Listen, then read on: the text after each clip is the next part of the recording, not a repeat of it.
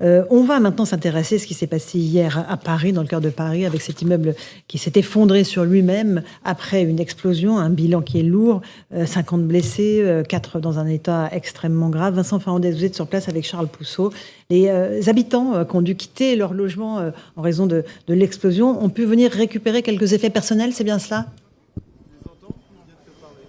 Oui, les habitants sinistrés, sur présentation d'un justificatif de domicile, peuvent effectivement regagner leur appartement ici dans cette rue Saint-Jacques. Ils sont automatiquement accompagnés par un ou une sapeur-pompier de Paris pour prévenir tout risque d'éboulement, par exemple, ou en cas de problème dans l'appartement. Ces personnes viennent récupérer des effets personnels, des vêtements, souvent des médicaments. Et pendant ce temps-là, l'enquête, elle, continue. On a vu tout cet après-midi des experts faire des allers-retour dans cette rue Saint-Jacques avec un casque évidemment sur la tête et l'appareil photo également dans les mains. Et puis il y a comme ce paradoxe, comme si le temps s'était arrêté au bout de la rue Saint-Jacques, juste en face du lieu de l'explosion. Il y a un petit magasin où la vitre a été complètement soufflée par cette explosion. Les éléments de la vitrine sont eux sur le trottoir. Il y a toujours des bris de verre qui jonchent également la rue. Et puis effectivement il y a ces allées et venues des habitants le long de cette rue Saint-Jacques.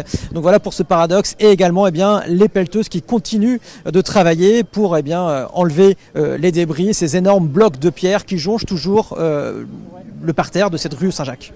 Merci Vincent. L'enquête, on ne sait absolument pas ce qu'elle donne. Elle a démarré, des inspecteurs, peut-être des enquêteurs se sont rendus sur place.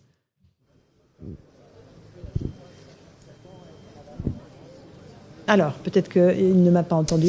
Pardonnez-moi Laurence, je n'avais pas entendu. Effectivement.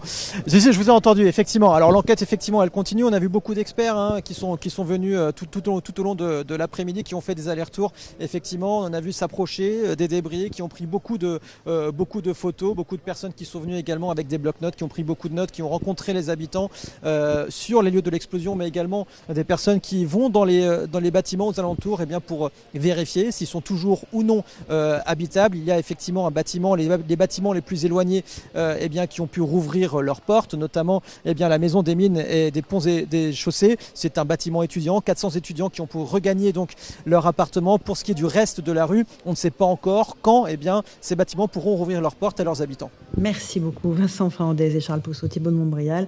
Un drame et une explosion, encore origine indéterminée. C'est important de savoir ce qui s'est passé, évidemment. C'est important de savoir ce qui s'est passé. En l'état, il n'y a absolument aucune raison objective de penser que c'est autre chose qu'un accident. Il faut le dire, parce que comme toujours sur les réseaux sociaux, il y a beaucoup de théories qui fleurissent. Il n'y a aucun élément objectif. On est dans une période, et ça avait été rappelé par Gérald Darmanin il n'y a pas longtemps, où il y a une persistance et même une résurgence du risque terroriste islamiste, parce qu'on sait que des équipes de Daesh sont rentrées en Europe il n'y a pas très longtemps. Ça a été révélé par nos amis hollandais il y a 2 ou 3 semaines. Donc il y a une petite tension interne au sein de la communauté de l'intérieur, des services de l'intérieur en France. Mais il n'y a aucune raison de penser à ce stade que ce soit autre chose qu'un accident. Moi, je voulais rendre hommage aux pompiers et aux sauveteurs. On a la chance en France, et en particulier à Paris, d'avoir des équipes de professionnels qui sont bien entraînés, bien équipés, qui sont résilients, qui sont rapides. Et je pense que le bilan aurait sans doute... Il y a une forme de chance, parce qu'apparemment, le principal bâtiment qui a explosé était quasiment vide, sous réserve évidemment des recherches qui sont encore en cours. Mais je voulais souligner, on parle régulièrement d'eux, mais c'est une nouvelle fois l'occasion de le faire. Nous avons la chance en France, et en particulier à Paris, d'avoir des sapeurs-pompiés et des secouristes qui sont compétents Vous avez raison, il faut toujours leur rendre hommage. Ils viennent toujours à notre secours de toute façon. Un mot quand même de la résurgence de la menace terroriste que vous évoquiez. Elle est un peu plus forte aujourd'hui qu'elle ne l'était il y a quelques mois. Et elle concerne des cellules éventuellement de Daesh, c'est ça ?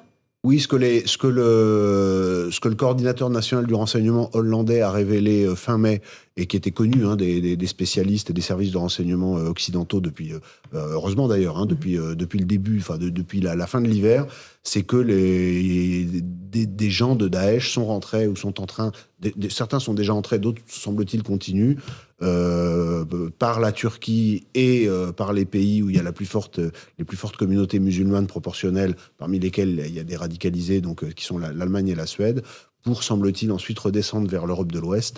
En tout cas, tout ça fait l'objet à la fois de surveillance et d'une certaine inquiétude, d'autant plus que la France, je le rappelle, on le sait, mais on s'en approche, va organiser au cours de l'année qui vient d'abord la Coupe du Monde de rugby, qui est un grand événement, et puis surtout au printemps, enfin, à l'été prochain, les Jeux Olympiques, qui pour le coup vont être l'occasion pour le monde entier d'avoir les yeux braqués sur nous, et sans doute pour tous ceux qui n'aiment pas notre pays, et ils sont quand même assez nombreux, de tenter de s'y illustrer. Mais le simple fait que vous dites que les services de renseignement soient au courant de ces entrées potentielles, oui. Signifie qu'on ne sera pas aussi démunis qu'on l'était en 2015. Non, mais tout à fait. D'ailleurs, le simple fait que ça a été évoqué publiquement par les services hollandais, que Gérald Darmanin, le ministre de l'Intérieur, en a parlé. Il a été le premier à en parler en France. Donc, c'est quelque chose qui est pris en compte. Mais comme toujours, si on ajoute aux nouveaux arrivants, si j'ose dire, les sortants de prison, les gens qui sont allés en Syrie, qui sont déjà sortis de prison, les djihadistes qui sont en train de sortir de prison et qui sont assez nombreux depuis 2 ans et encore sur l'année qui vient à sortir de prison, plus tous ceux qui ne sont pas allés en Syrie, mais qui, par leur attitude, manifestent quotidiennement leur détestation de la France sur notre territoire. C'est vrai que si jamais il y avait une espèce de convergence entre les uns et les autres, nous pourrions de nouveau souffrir. En tout cas, ce sont les scénarios sur lesquels les spécialistes sont extrêmement vigilants aujourd'hui. Mais on a beaucoup progressé en matière de coopération, notamment à l'intérieur de l'Union européenne, sur ces réseaux terroristes. Oui, il y a une coopération qui fonctionne bien, et au sein de l'Union européenne, mais également avec les États-Unis, avec Israël, avec le Maroc. Donc, il y a toujours des moments où ça se passe plus ou moins bien, mais globalement, quand même, ça se passe bien. Et il faut souligner que ça fait partie, on parle souvent des choses qui vont pas bien, mais ça fait partie des axes sur lesquels il y a eu d'énormes progrès par rapport au début des années 2010. Et ça, pour le coup, c'est un crédit qui est à mettre à l'actif de tous les gouvernements qui se sont succédés depuis ceux de Manuel Valls en 2015 jusqu'à aujourd'hui. Un dernier mot, on redoute encore des attentats coordonnés, ou est-ce qu'on serait plus sur des actes isolés? Alors, les actes isolés, la crainte n'a jamais cessé, et il y en a régulièrement. On va pas se relancer aujourd'hui, mais il y a des actes qui ne sont pas qualifiés de terroristes et qui sont à la limite, d'inspiration islamiste, comme on dit dans l'univers. Ça, c'est quasi quotidien. Mais des actes... Là, le sujet dont on parle, c'est vraiment la crainte de nouveaux attentats coordonnés avec, d'une part, l'entrée de ces gens de Daesh par l'Allemagne et la Suède, qui ont été évoqués par les Hollandais et indirectement par Gérald Darmanin. Et puis, par ailleurs, le fait que régulièrement, et encore il n'y a pas très longtemps, des équipes de gens qui sont déjà en France, notamment il n'y a pas longtemps des gens d'origine tchétchène, sont interpellés avec des projets terroristes structurés. Il y a eu une interpellation cette semaine sur laquelle il y a une petite communication du ministère de l'Intérieur, donc on va pas en dire plus pour l'instant, mais avec, semble-t-il, un projet assez charpenté qui était en train d'être mis en place. Donc, plus que jamais, vigilance. Vigilance. Merci beaucoup Thibault de Montbrial, merci Jean-Sébastien Ferjou. Dans un instant, sur Europe 1 Soir, Hélène Zélani et Raphaël Devolvé. Et sur CNews, c'est Christine Kelly et ses invités pour Face à l'info. Bonne soirée à vous.